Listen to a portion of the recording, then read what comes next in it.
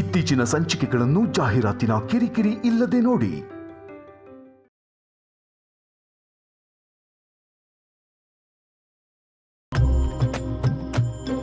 ಎಲ್ಲೋದ್ಲು ಈ ಸುಶೀಲಾ? ಹೇಳಿದ ಕೆಲಸ ಒಂದೂ ಮಾಡೋದಿಲ್ಲ.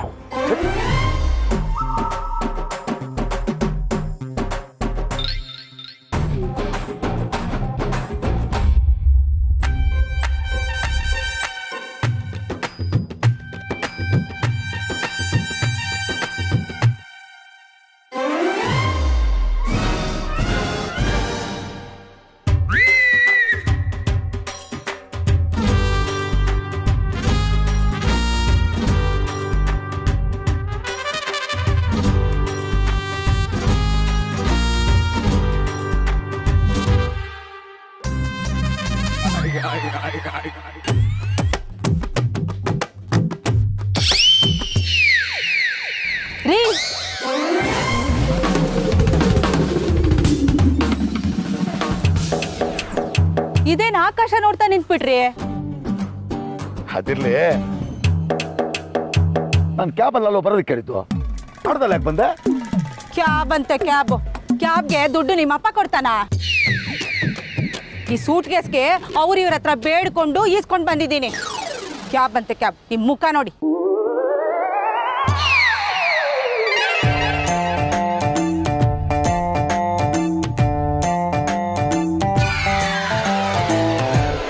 ರೀ, ಅದ್ ಯಾಕ್ರಿ ಹಾಗೆ ನೋಡ್ತಿದ್ದೀರಾ? ನೋಡ್ದವ್ರು ತಪ್ಪು ತಿಳ್ಕೊಳ್ಳಲ್ವಾ? ಏಯ್, ನಿನ್ನ ಯಾರು ನೋಡಿದ್ರು? ಈ ಸೋಟ್ ಕೇಸ್ಗಳು ನೋಡ್ತಿದ್ದೀನಿ. ಅಲ್ಲ, ಈ ಸೂಟ್ ಕೇಸಲ್ಲಿ 200 ಕೋಟಿ ರೂಪಾಯಿ ಹಿಡಿಯುತ್ತಾ? ಏ, ಇದೇ ದೊಡ್ಡ ಸೈಜು. ಹೌದಾ?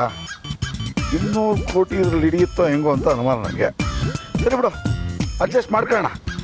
ಹಾಂ ಸರಿ, ನೀನು ನೋಡು. ಆಟೋ ಇಲ್ಲಿ ಕಳಿಸ್ಬಿಟ್ನಲ್ಲ. ಏ ದಡ್ಡಿ, ಇರ್ಸ್ಕೊಳತ್ತಾನೆ ಮನೆಗೆ ಹೋಗ್ಬೋದಾಯ್ತು ಹಂಗೆ? ನಾನ್ ಮನೆಗೆ ಹೋಗಲ್ಲ, ನಿಮ್ ಜೊತೆಲೇ ಇರ್ತೀನಿ. ಈ 200 ಕೋಟಿ ಮಾತಾಡು. ಈ 200 ಕೋಟಿ ಕಣ್ಣಾರ ನೋಡ್ತೀನ್ರಿ.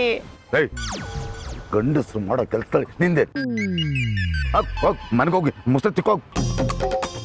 ದುಡ್ಡು ಕಾಸಿನ ವಿಚಾರ ನೋಡ್ಕೊಳಕ್ಕೆ ಗಂಡಸಾಗ ನಾನಿಲ್ವಾ? ನಾನು ನೋಡ್ಕೊಳ್ತೀನಿ. ಹೋಗ್ತೀನಿ ಬಿಡಿ, ಕ್ಯಾಬ್ ಬುಕ್ ಮಾಡಿ. ಏನಾ ಕ್ಯಾಬಾ? ಆಟೋದಲ್ಲಿ ತಾನೇ ಬಂದಿದ್ದೀನೋ? ಹೋಗ ಆಟೋದಲ್ಲಿ ಹೋಗಲ್ಲ, ಅಷ್ಟು ಸ್ಟ್ಯಾಂಡ್ ಐತೆ. ಅಯ್ಯಯ್ಯೋ, ಯಾಕ್ರಿ ರಸ್ತೆಲಿ ಹಿಂಗ್ ಕಿರ್ಚಾಡ್ತಿದ್ದೀರಾ? ಹೋಗ್ತೀನಿ, ಹೋಗ್ರೆ.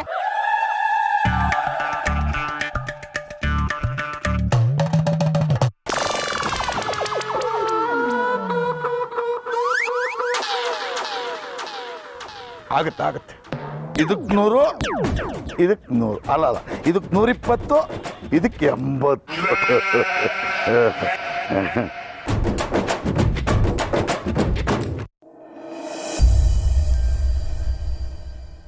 ಕೀರ್ತನ, ಬೆಕ್ಕಿಗೆ ಒಂದು ಭ್ರಮೆ ಇರುತ್ತೆ.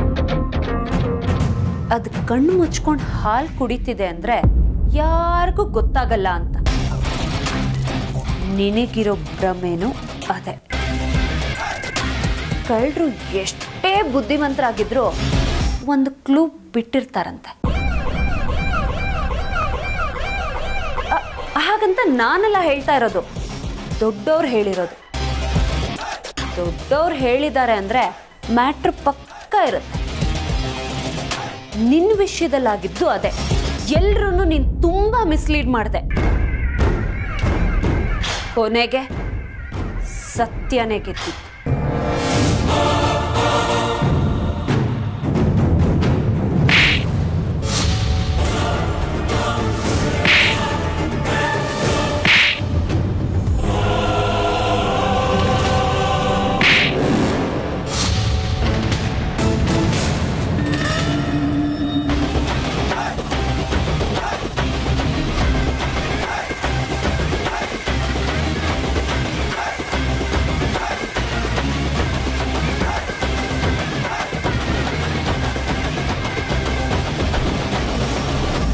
ಈ ಮನೇಲಿ ಎಲ್ಲರೂ ಒಳ್ಳೆಯವರೇ ಕೀರ್ತನ, ಆದ್ರೆ ನೀನೆ ಒಂದು ಕಪ್ಪು ಚುಕ್ಕೆ.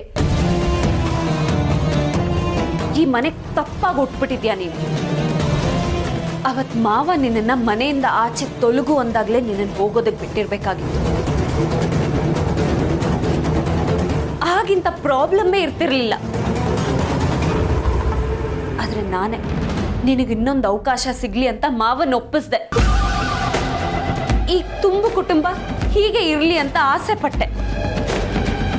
ಆಗ ನನಗೆ ಗೊತ್ತಾಗ್ಲಿಲ್ಲ ಕೀರ್ತನ, ಎಲ್ಲ ಒಳ್ಳೆ ಹಣ್ಣುಗಳ ಮಧ್ಯೆ ಒಂದೇ ಒಂದು ಕೊಳೆತ ಹಣ್ಣಿದ್ರು ಅದು ಮಿಕ್ ಎಲ್ಲ ಒಳ್ಳೆ ಹಣ್ಣುಗಳನ್ನ ಹಾಳು ಮಾಡುತ್ತಂತೆ. ನಿನ್ನಂತೋಳು ಒಬ್ಳು ಒಂದು ಮನೇಲಿದ್ರೆ ಸಾಕು, ಆ ಮನೆ ಸರ್ವನಾಶ. ಸತ್ಯ ಪ್ಲೀಸ್, ತಪ್ಪಾಗಿದೆ ಒಪ್ಕೋತೀನಿ. ಇದನ್ನ ಇಲ್ಲಿಗೆ ಬಿಟ್ಬಿಡು ಸತ್ಯ ಪ್ಲೀಸ್. ತಪ್ಪು ಮಾಡಿರೋಳ್ನೆ ಕೃಷ್ಣನ್ ಜನ್ಮಸ್ಥಾನ ಕಳ್ಸಿದೀನಿ. ಇನ್ನು ನೀನು ಅದ್ರ ಸೂತ್ರಧಾರಿ. ನೀನು ಸುಮ್ಮನೆ ಬಿಟ್ಬಿಡೋದಕ್ಕಾಗತ್ತಾ? ಸತ್ಯ ಪ್ಲೀಸ್, ಇದು ಇನ್ನೊಂದ್ಸತಿ ರಿಪೀಟ್ ಆಗದೆ ಇರೋ ತರ ನಾನು ನೋಡ್ಕೋತೀನಿ ಪ್ಲೀಸ್. ಪ್ಲೀಸ್ ಪ್ಲೀಸ್ ಸತ್ಯ ಪ್ಲೀಸ್. ನಾಯಿ ಬಾಲಕ್ಕೆ ಎಷ್ಟೇ ದಬ್ಬೆ ಕಟ್ಟಿದ್ರು ಅದು ನೆಟ್ಟಗಾಗಲ್ವಂತೆ. ಇನ್ನು ನಿನ್ ಸೊಟ್ಟು ಬುದ್ಧಿ ನೆಟ್ಟಗಾಗತ್ತಾ? ಮತ್ತೆ ಏನ್ ಮಾಡ್ಬೇಕು ಅಂತಿದ್ಯಾ ಈಗ? ಭಯ ನೋಡು, ನೀನೇ ಹೇಳು, ನಾನೇನ್ ಮಾಡ್ಲಿ? ನಾನೀಗ ಹೋಗಿ ಎಲ್ಲಾನು ಎಲ್ರ ಮುಂದೆ. ಬೇಡ ಸತ್ಯ ಬೇಡ, ನೀನ್ ಬೆಗ್ ಮಾಡ್ತೀನಿ ಪ್ಲೀಸ್, ಬೇಡ. ಎಲ್ಲರ ಮುಂದೆ ಎಲ್ಲ ಹೇಳ್ತೀನಿ ಅನ್ಕೊಂಡಿದ್ಯಾ? ಇಲ್ಲ, ಹೇಳಲ್ಲ.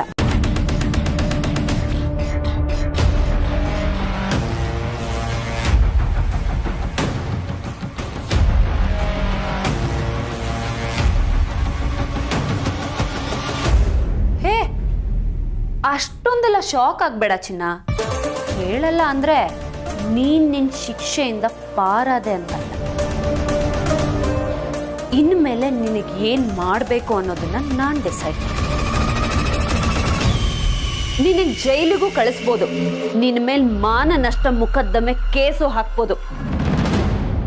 ಆದ್ರೆ ಅದರಿಂದ ಅತ್ತೆ ಮಾವ ನೊಂದ್ಕೋತಾರೆ, ನನ್ನ ಮಗಳು ಇಂಥವಳ ಅಂತ ಬೇಜಾರು ಮಾಡ್ಕೋತಾರೆ. ನೀನ್ ಮಾಡಿರೋ ತಪ್ಪಿಗೆ ಅವ್ರು ಯಾಕೆ ಅನುಭವಿಸ್ಬೇಕಲ್ವಾ? ಅದಕ್ಕೆ ನಾನ್ ಡಿಸೈಡ್ ಮಾಡಿದ್ದೆ, ಇನ್ಮೇಲೆ ನೀನು ಎಲ್ಲೂ ಹೋಗಲ್ಲ, ನನ್ನ ಕಣ್ಣು ಮುಂದೆನೇ ಇರ್ತೀಯ. ಆದರೆ ನಿನಗೆ ಪಾಠ ಶುರುವಾಗುತ್ತೆ, ಈ ಸತ್ಯಳ ಪಾಠ. ಇಲ್ಲೇ ಕ್ಲಾಸು, ಇಲ್ಲೇ ಸ್ಟಡೀಸು, ಇಲ್ಲೇ ರಿಸಲ್ಟು. ನೀನಾಗಿ ನೀನೇ ತಿದ್ಕೊಂಡು ಬುದ್ಧಿ ಅಂತೂ ಕಲೀಲಿಲ್ಲ. ನಿನ್ನನ್ನು ನಾನು ತಿದ್ದುತ್ತೀನಿ, ಬುದ್ಧಿನೂ ಕಲಿಸ್ತೀನಿ. ನೋಡ್ತಾ ಇರು.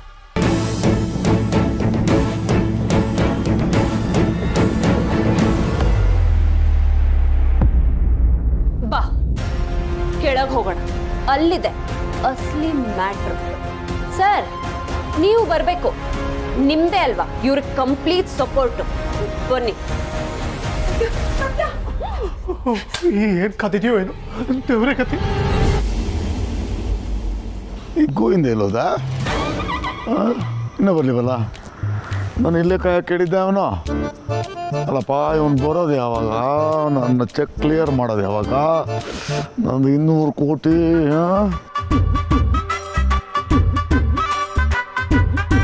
ಗೋವಿಂದ ಸರ್ ಬಂದ್ಬಿಟ್ಟು ಚೆಕ್ಕನ್ನು ಕ್ಲಿಯರ್ ಮಾಡಿಬಿಟ್ರೆ ಅಬ್ಬಾ.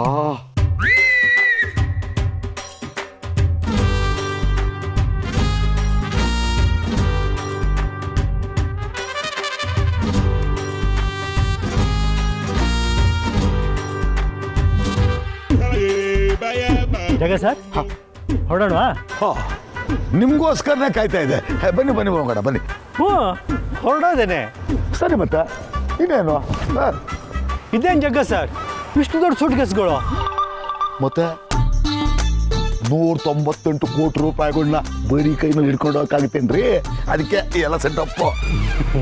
ಜಗ ಸರ್, ಈ ಚೆಕ್ ಎಲ್ಲ ಇಮಿಡಿಯೇಟ್ ಆಗಿ ಕ್ಲಿಯರ್ ಆಗಲ್ಲ. ಈ ಸೆಟಪ್ ಎಲ್ಲ ವೇಸ್ಟು. ಆಗಲ್ವಾ? ಯಾಕೆ? ಬ್ಯಾಂಕ್ ವ್ಯವಹಾರಗಳೆಲ್ಲ ಹೀಗೆ ಅಲ್ವಾ? ನಾವು ಅನ್ಕೊಂಡಂಗೆಲ್ಲ ಆಗಲ್ಲ, ಸ್ವಲ್ಪ ಟೈಮ್ ಆಗತ್ತೆ. ಹಾಗೆಲ್ಲ ಅನ್ಬೇಡಿ ಗೋವಿಂದ ಸರ್, ಇದಕ್ಕೋಸ್ಕರ ತುಂಬ ಹೊತ್ತಿಂದ ಕಾಯ್ತಾ ಕೂತಿದ್ದೀನಿ. ಸುಮ್ಮನೆ ನನಗೆ ನಿರಾಸೆ ಮಾಡಿಬಿಡಿ ಪ್ಲೀಸ್. ನೀವು ದೊಡ್ಡವರು, ಪ್ಲೀಸ್ ಗೀಸ್ ಅನ್ಬಾರ್ದು.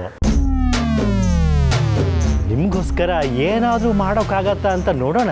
ಆಯ್ತಾಯ್ತು, ಕ್ಯಾಶೇ ಕೊಟ್ಬಿಡಿ ಕೇಳಿ. ಅಯ್ಯೋ, ಹಾಗೆಲ್ಲ ಆಗಲ್ಲ ಸರ್, ಇಷ್ಟು ದೊಡ್ಡ ಅಮೌಂಟು.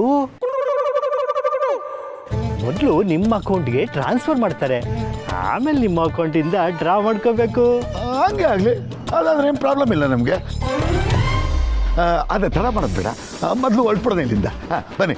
ಇರಿ ಇರಿ ಇರಿ, ಆಟೋದಲ್ಲಿ ಹೋಗೋಣ. ಆಟೋ.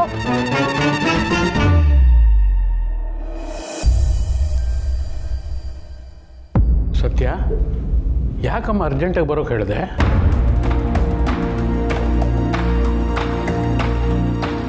ನಾವು ಆಫೀಸಲ್ಲಿದ್ವಿ. ಆಫೀಸ್ಗಿಂತ ಮುಖ್ಯವಾದ ವಿಚಾರ ಇತ್ತು ರಾಯರೇ, ಅದನ್ನು ಮನೆಯವರೆಲ್ಲರೂ ಒಟ್ಟಿಗೆ ನೋಡಬೇಕು ಅಂತಾನೆ ಕರೆದೆ.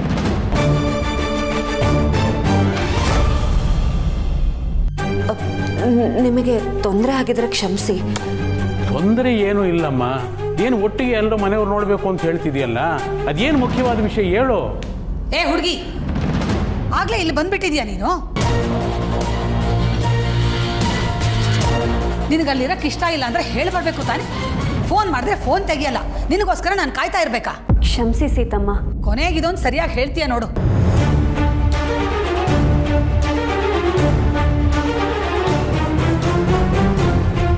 ನನಗೂ ನಿನ್ನ ಅವಾಂತರಗಳನ್ನ ನೋಡಿ ನೋಡಿ ಸಾಕಾಗಿ ಹೋಗಿದೆ. ಈ ಊರ್ಮೆಳಂಗೂ ಬುದ್ಧಿ ಇಲ್ಲ. ಹೋಗಿ ಹೋಗಿ ನಿನ್ನ ನನ್ನ ಗಂಟು ಹಾಕ್ತಾಳೆ. ಸೀತಾ, ಸ್ವಲ್ಪ ಸಮಾಧಾನ ಮಾಡ್ಕೊಳ್ಳೆ. ಸತ್ಯ ಅದೇನೋ ಅರ್ಜೆಂಟಾಗಿ ಮಾತಾಡಬೇಕು ಅಂತ ಕರೆಸಿದಾಳೆ, ಅದೇನು ಅಂತ ಕೇಳೋಣ. ಓಹೋ, ಇವಳು ಕರೆದ್ಲು ಅಂತ ನೀವೆಲ್ಲ ಸೇರ್ಕೊಂಡಿದ್ದೀರಾ?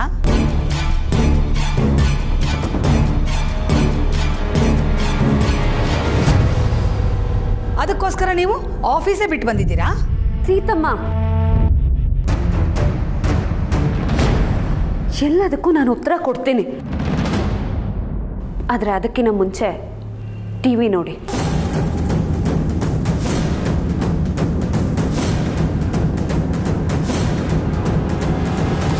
ಕೆಲವು ದಿನಗಳ ಹಿಂದೆ ಕೋಟೆಮನೆ ಇಂಡಸ್ಟ್ರೀಸ್ನ ಫೌಂಡರ್ ರಾಮಚಂದ್ರ ರಾಯರ ಮಗ ಕಾರ್ತಿಕ್ ಮೇಲೆ ಅನುಚಿತ ವರ್ತನೆ ಬಗ್ಗೆ ಆರೋಪ ಮಾಡಿದ್ದ ಮಾಳವಿಕಾ ಬಂಧನ.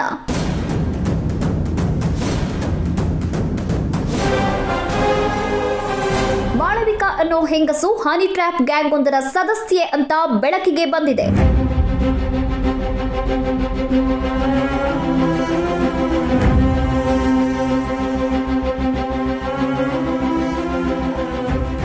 ದುಡ್ಡಿಗಾಗಿ ಕಾರ್ತಿಕ್ ಮೇಲೆ ವೃಥಾ ಆರೋಪ ಮಾಡಿದ್ದಾಳೆ ಅಂತ ಹೇಳಲಾಗ್ತಿದೆ.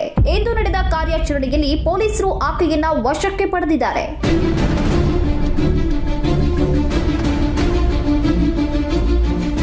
ಇಂಥವರಿಗೆ ಕಠಿಣ ಶಿಕ್ಷೆಯಾಗಬೇಕು ಅಂತ ಸಾರ್ವಜನಿಕರು ಒತ್ತಾಯಿಸುತ್ತಿದ್ದಾರೆ.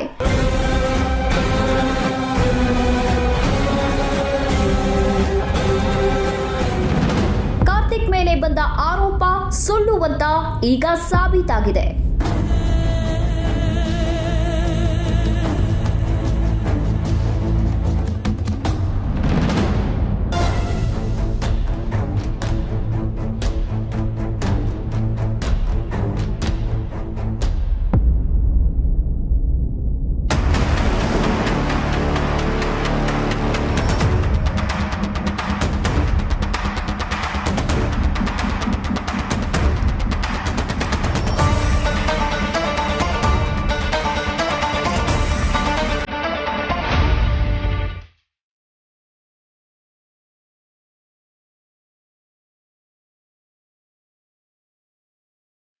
Breaking news.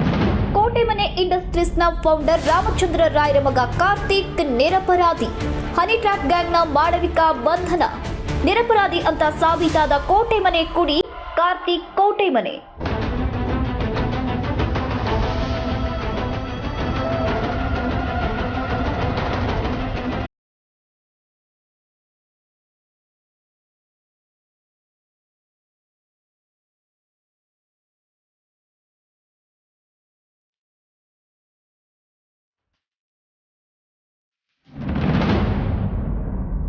ಎಲ್ಲರೂ ನ್ಯೂಸ್ ನೋಡಿದ್ರ? ಈಗ ಎಲ್ರಿಗೂ ಸತ್ಯ ಗೊತ್ತಾಯ್ತು.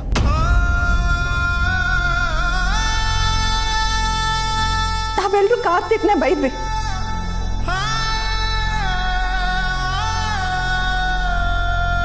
ಆದ್ರೆ ಮೀಡಿಯಾದವ್ರದ್ದು ಕಾರ್ತಿಕ್ದೇನು ತಪ್ಪಿಲ್ಲ ಅಂತ ಹೇಳ್ತಾ ಇದ್ದಾರೆ.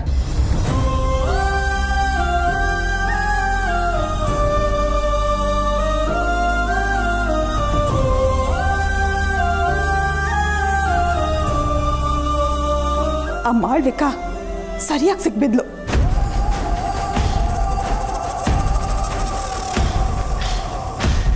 ಕಾರ್ತಿಕ್, ನೀವ್ಯಾಕೆ ತಲೆ ತಗ್ಗಿಸ್ಕೋತಾ ಇದ್ದೀರಾ? ನೀವು ತಲೆ ತಗ್ಸೋ ಅಂತ ಕೆಲಸ ಏನೂ ಮಾಡಿಲ್ಲ.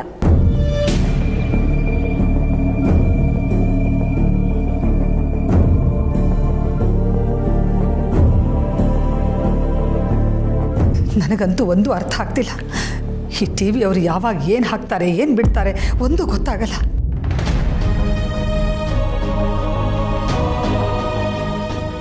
ನಿಜವಾಗ್ಲೂ ನಮ್ಮ ಕಾರ್ತಿಕ್ ತಪ್ಪಿತಸ್ಥ ಅಲ್ಲ ಅಂತ ಸಾಬೀತಾಯ್ತಾ? ಹೌದು ಸೀತಮ್ಮ, ಈ ಮಾಳ್ವಿಕಾ ಹನಿ ಟ್ರ್ಯಾಪ್ ಗ್ಯಾಂಗ್ ಅವಳು ಶ್ರೀಮಂತರನ್ನ, ಸೆಲೆಬ್ರಿಟಿಗಳನ್ನ, ರಾಜಕಾರಣಿಗಳನ್ನ ಬುಟ್ಟಿಗೆ ಹಾಕೊಂಡು ದುಡ್ಡು ಕಿತ್ಕೋತಾ ಇದ್ಲು.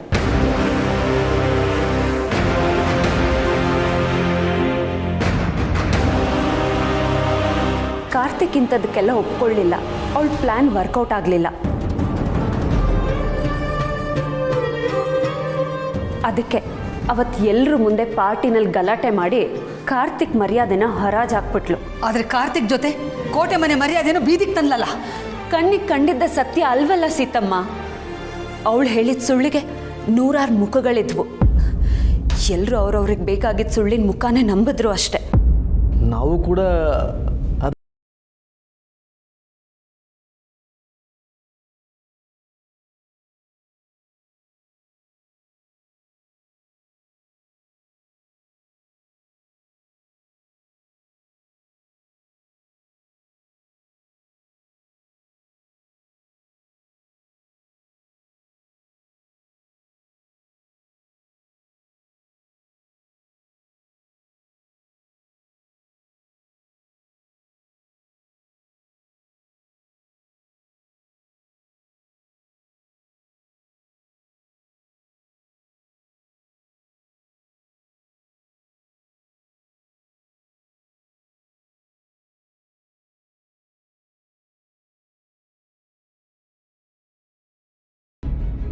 ಮುಂದೇನಾಯ್ತು ಸತ್ಯ? ಆ ಮಾಳ್ವಿಕಾ ಕಾರ್ತಿಕ್ಗೆ ದುಡ್ಡಿಗೋಸ್ಕರ ಪೀಡಿಸ್ತಾ ಇದ್ಲು. ಇದೇ ಸರಿಯಾದ ಸಮಯ ಅಂತ ನನಗನ್ನಿಸ್ತು.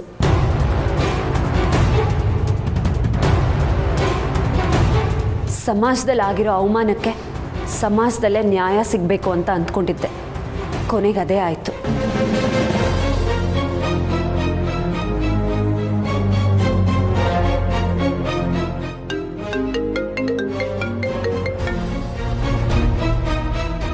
ಅಣ್ಣ, ಕಮಿಷನರ್ ಕಾಲ್ ಮಾಡ್ತಾ ಇದ್ದಾರೆ, 1 ನಿಮಿಷ ಅಟೆಂಡ್ ಮಾಡ್ಬಿಡ್ತೀನಿ.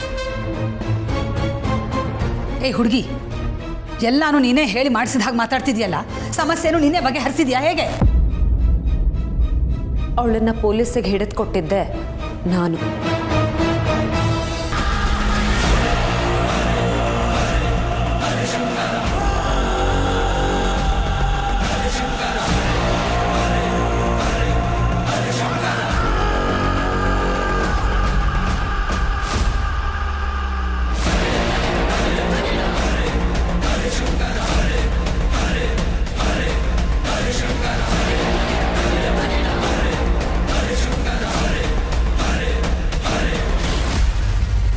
ಅವಳು ಕಾರ್ತಿಕ್ನ ದುಡ್ಡು ಕೇಳಿ ಹೆದರಿಸ್ತಾ ಇದ್ದಿದ್ದು ಗೊತ್ತಾಯ್ತು. ಅವಳು ಕೇಳಿದ್ದು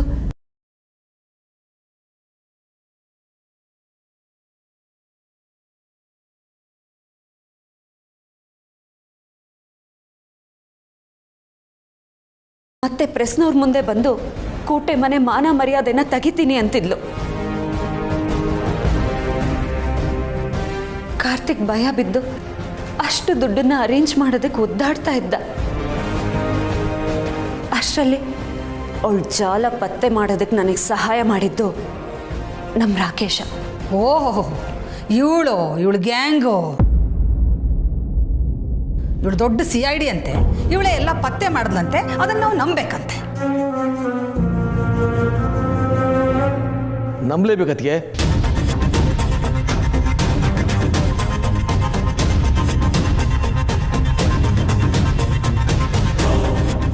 ಈಗ ತಾನೇ ಕಮಿಷನರ್ ಹತ್ರ ಮಾತಾಡಿದೆ. ಈ ಗ್ಯಾಂಗ್ನ ಹಿಡಿಯೋದಕ್ಕೆ ನಿಮ್ಮ ಸೊಸೆನೇ ಕಾರಣ ಅಂತ ಹೇಳಿದ್ರು ಅಣ್ಣ. ಸತ್ಯ, ನಿಜಕ್ಕೂ ನಿನ್ನ ಗ್ರೇಟ್ ಅಮ್ಮ. ಇದನ್ನೆಲ್ಲ ಯಾವಾಗ ಮಾಡಿದೆ ಸತ್ಯ? ನಮ್ಗೆ ಯಾರಿಗೂ ಇದು ಗೊತ್ತೇ ಆಗಲಿಲ್ಲ. ನಿನ್ನ ಗಂಡನ ಒಂದು ದೊಡ್ಡ ಚಕ್ರವ್ಯೂಹದಿಂದ ಪಾರ್ ಮಾಡಿಬಿಟ್ಟೆ ನೀನು.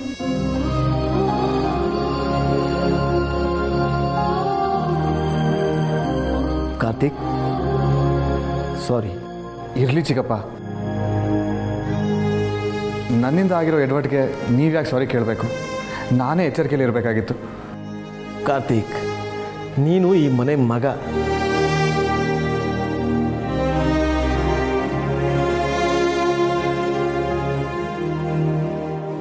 ಇಲ್ಲಿ ನಮ್ಗ್ಯಾರಿಗೂ ನಿನ್ನ ವ್ಯಕ್ತಿತ್ವದ ಬಗ್ಗೆ ಅಪನಂಬಿಕೆ ಇಲ್ಲ ಕಣೋ.